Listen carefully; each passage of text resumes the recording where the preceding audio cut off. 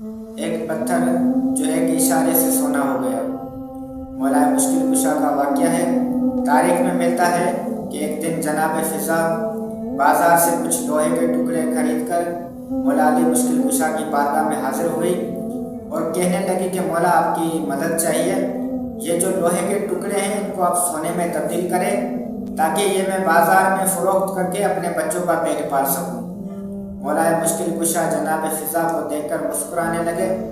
مولا نے فرمایا، اے فضا، یہ جو سامنے پتھر پڑا ہے یہ اٹھاؤ۔ جناب فضا نے وہ پتھر اٹھایا۔ مولا نے یکدم پتھر کی طرف اشارہ کیا، پتھر سونے میں تبدیل ہو گیا۔ جناب فضا کو تعجب ہوا کہ ایک پتھر سونا ہو گیا۔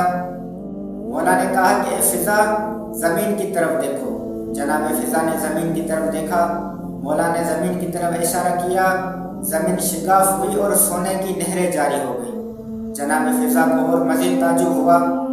مولا نے کہا کہ اے فضا، ہمارا جو فاقہ ہے وہ فقط رضا خدا کے لیے ہے، ورنہ ہم یہاں پر مجبور نہیں ہیں۔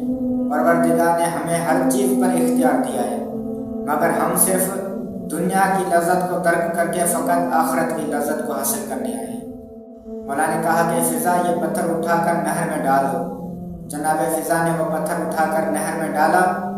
اس کے بعد مولا نے اشارہ کیا اس نہر کی طرف، وہ نہر بند ہو گئی۔ تب جناب فضا کو یہ محسوس ہوا کہ اس گھر کے جو افراد ہیں وہ تمام بلند اور اعلیٰ مقام پر فائز ہیں۔